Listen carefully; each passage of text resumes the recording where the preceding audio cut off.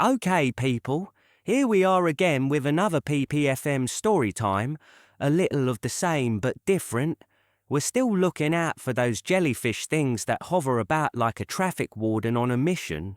This is called Not Another Bloody Alien Survival Guide. So where are we at with this one then? It's been a while since we last dipped our toes into those dark, humming days of the invasion.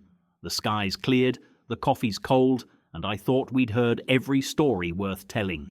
But then I stumbled across another account, 4 of them actually, ordinary folk scattered across the map, all running from the same bloody mess that nearly ended us.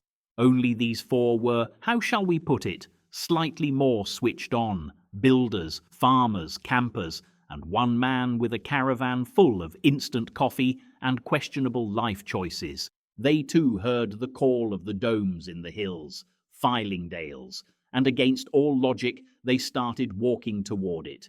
Oh, brilliant. More people heading north for salvation, because that went so well last time. What's next? Alien-proof tea bags? Don't be daft. All right then, historian. Tell it your way. Let's see if these ones can manage not to explode or argue themselves to death. Quite. Let's begin. Now I know what you're thinking. Haven't we done this before?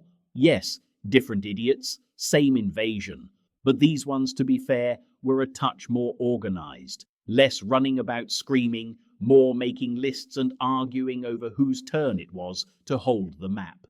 First up, Liverpool, a fine city, once famous for music, football and the occasional bar fight, now famous for having one builder who refused to die quietly, Denise Cartwright. Mid-30s, sturdy, fond of plasterboard and strong language. She was halfway through skimming a kitchen wall when the world decided to have a seizure. Now some people prayed, others hid. Denise did a weapons check. Hammer, check. Nail gun, charged. Roll of duct tape, obviously, because if civilization collapses, you'll want at least one person who knows how to seal a pipe and nail an alien to a garage door. When the humming started and the house began to shake, she didn't panic. She simply muttered something along the lines of, and I quote, "Typical, end of the world, and I've still got half a wall to skim." Then she legged it to her van, turned the key, and aimed north. A voice crackled through her dashboard radio, Fylingdales, survivors heading north. Well, she thought that sounded as good as any other death wish, so off she went. Probably the only woman in Britain who evacuated with a van full of plasterboard. You've got to respect it, really. Aliens invade and she still thinks it's a work day. Exactly.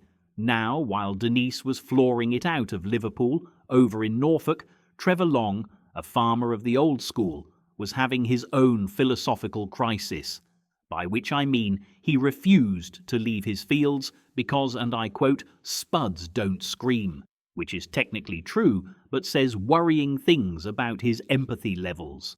Trevor's farm sat right under the path of 3 rather large jellyfish-shaped bastards, humming like electric kettles. He watched them float by, sighed and said, "If they flatten me potatoes, I'll bloody lose it," which, let's be honest, is the most Norfolk thing ever uttered. Anyway, he didn't leave. Not at first. He turned on his slurry sprayer, imagine a 50-gallon cow-arse cannon, and gave one of the creatures a faceful. The noise that followed could only be described as a celestial scream crossed with a broken kettle. The thing drifted off dripping, the air smelling of shame and ammonia, victory of sorts. Later that night, Trevor sat on his tractor, drank homebrew from a flask, and stared at the stars.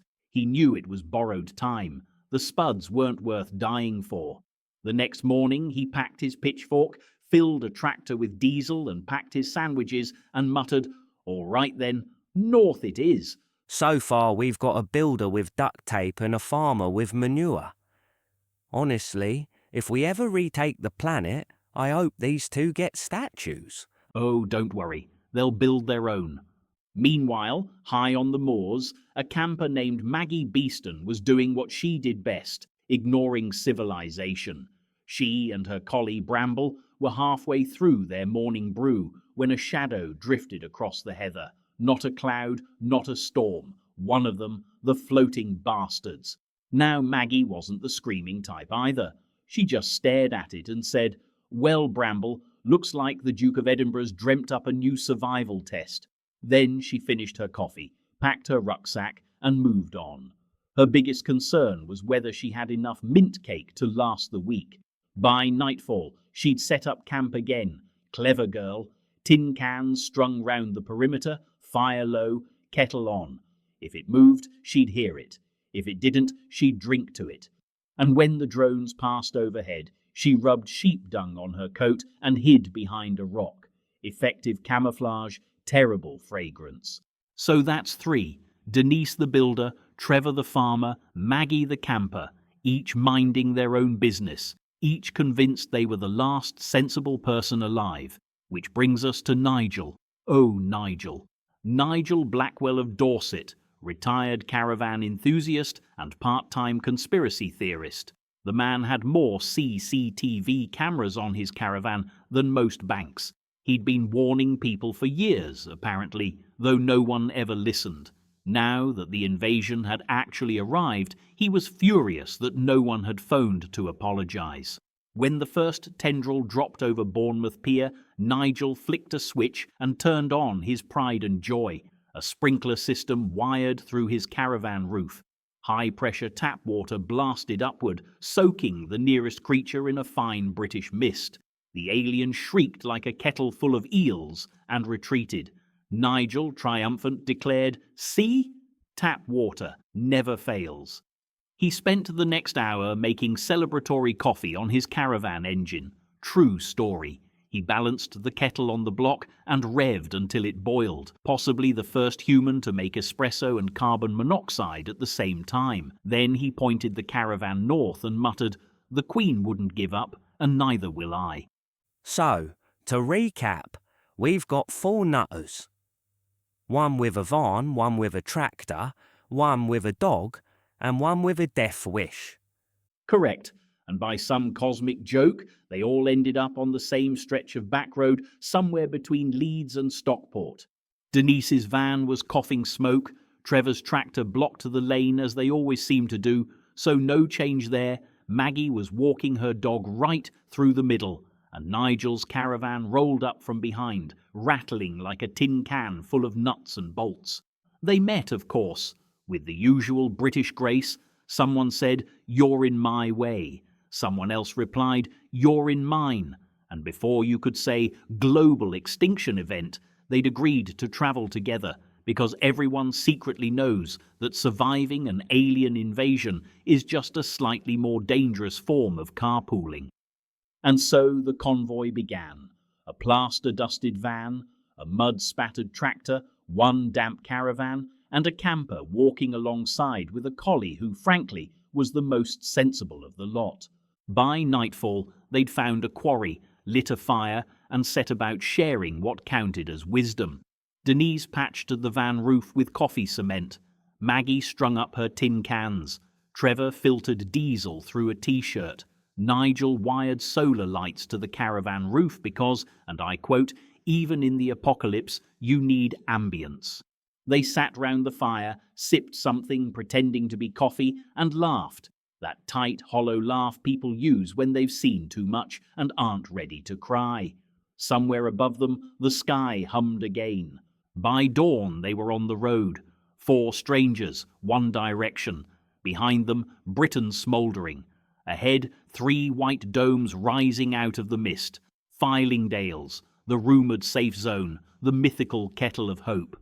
They didn't know what they'd find there, but they had coffee, duct tape, and each other, which in fairness puts them ahead of most governments. And people say we don't handle a crisis well. We handle it perfectly, badly, but with style. Exactly. Coffee first, alien avoidance second, everything else optional. So there they were, 4 idiots and a dog, trundling north like Britain's most depressing circus.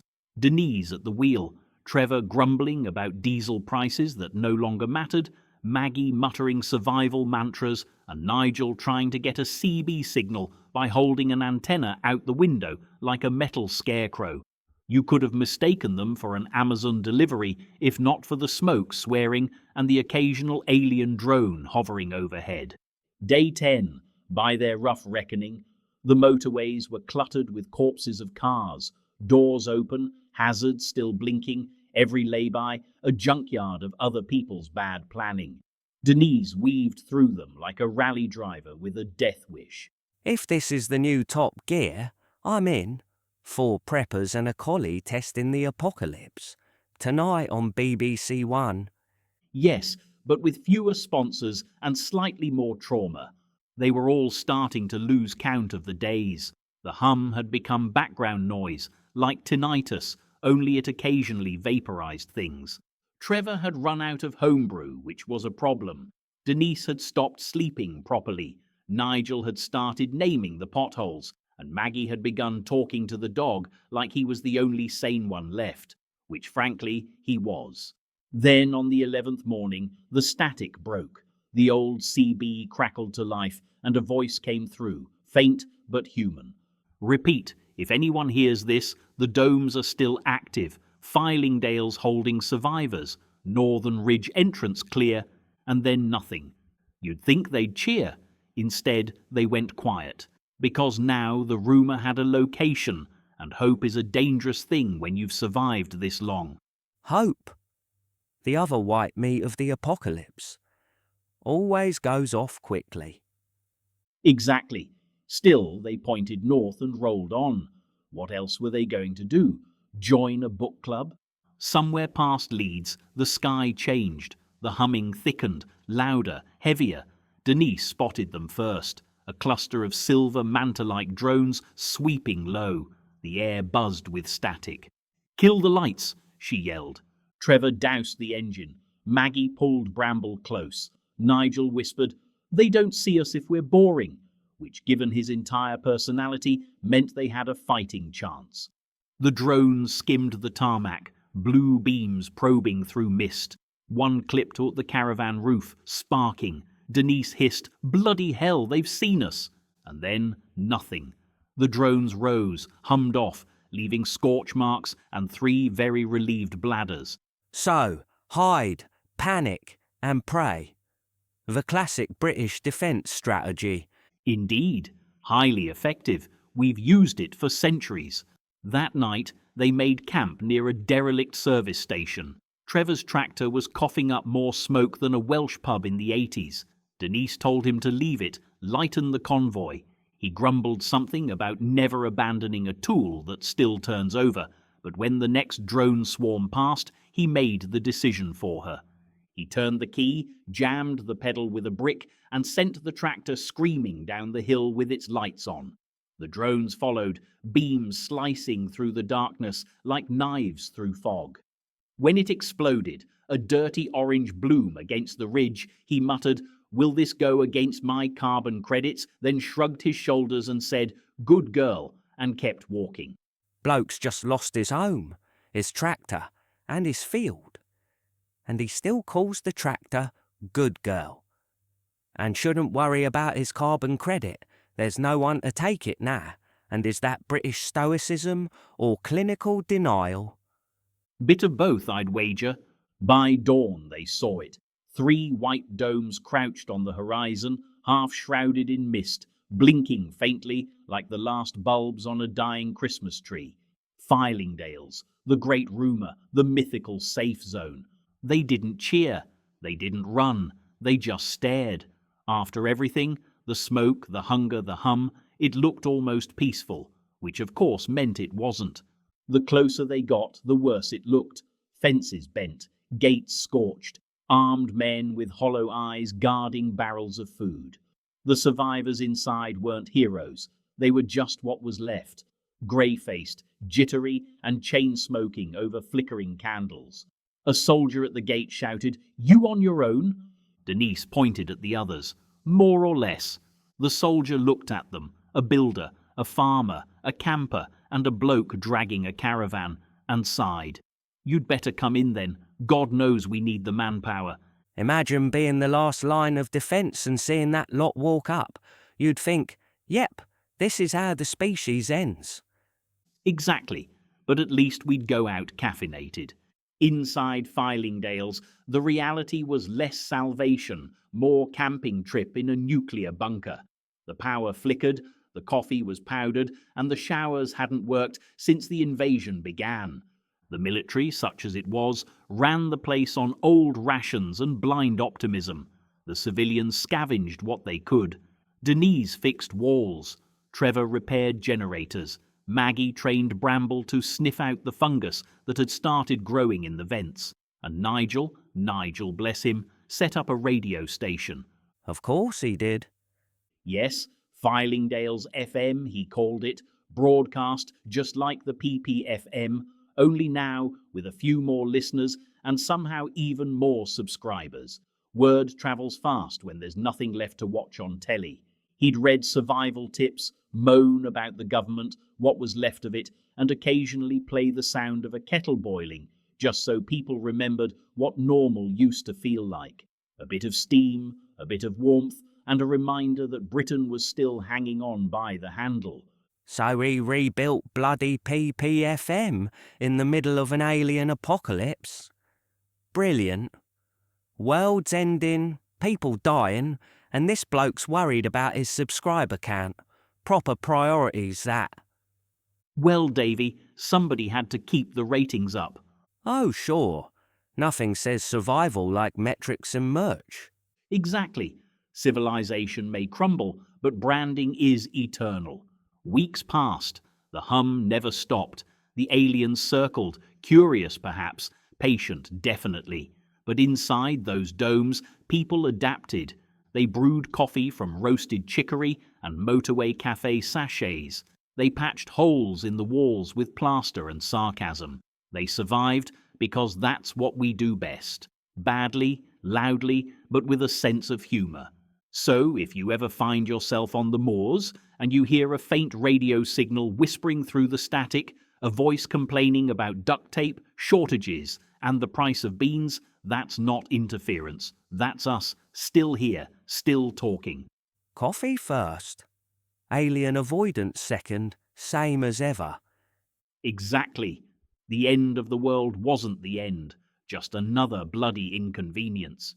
2 weeks after the first hum, the world didn't end. It just stopped expecting much. The skies were clear now, or rather empty. No more drifting jellyfish, no more blue light. The aliens had either left or gone invisible, which amounts to the same thing. Fylingdales remained. The generators hummed, the fences leaned, and inside, the survivors discovered the hardest truth of all. Survival doesn't feel like victory. Days settled into shapes again. Mornings began with tea, arguments, and inventory checks. Afternoons were filled with repairs, scavenging, and the slow rediscovery of boredom. Evenings belonged to the fire and the kind of silence that used to live in libraries. Denise organized work details, fixing roofs, patching vehicles, allocating chores. Trevor tended the small vegetable plots that had started to appear like stubborn miracles in the cracks of the compound. Maggie catalogued everything, from drone fragments to the number of spoons. Nigel built a distillery, claiming it was for fuel research. The soldiers stopped wearing uniforms. Nobody saluted. Rank had gone the way of broadband, fondly remembered, not missed. Routine is refuge. When all meaning is lost, sweep the floor anyway. It gives purpose to gravity. The radar domes still functioned, in theory. Inside them, consoles blinked in patterns nobody understood. Screens still displayed coordinates of skies that no longer mattered. Nobody dared turn them off. It was comforting somehow to think someone, somewhere, might still be watching. At night, the hum sometimes returned. Faint, distant, almost affectionate.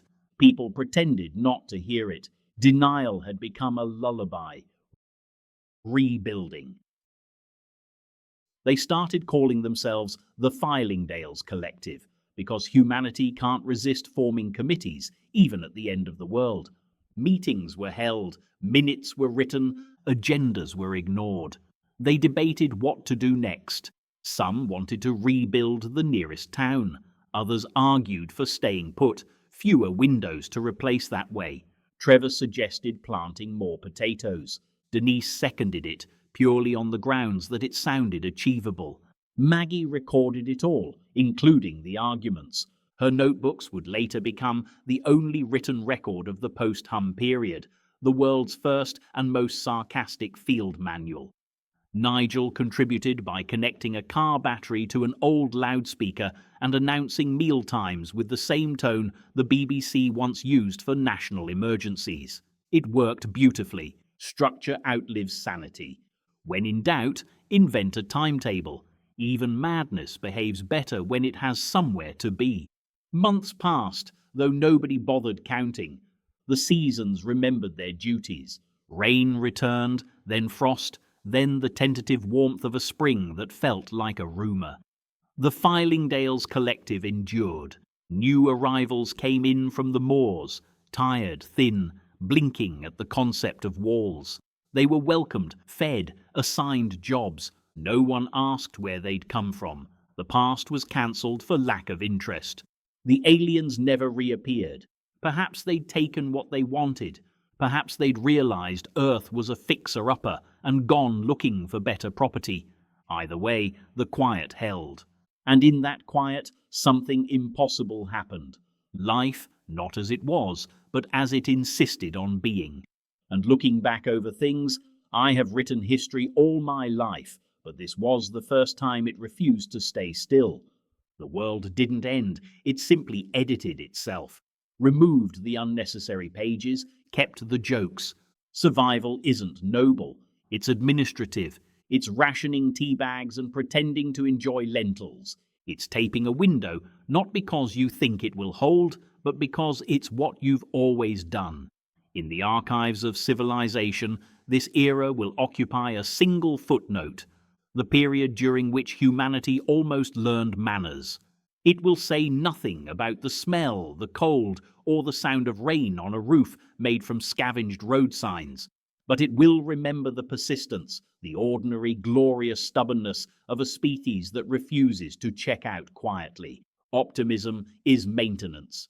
Keep it oiled, keep it running. It's the only engine we've ever built that doesn't need fuel. On the last night of the second week, they built a bonfire on the edge of the compound, a celebration, or maybe an experiment in warmth. Everyone gathered, soldiers, civilians, wanderers. Someone found an old radio and set it beside the fire. Static, then music. Faint, fractured, but music nonetheless. It might have been jazz. It might have been a recording of wind. Nobody cared. They sat in silence, faces lit by flame, each person pretending not to feel the weight of existence, lifting just a fraction.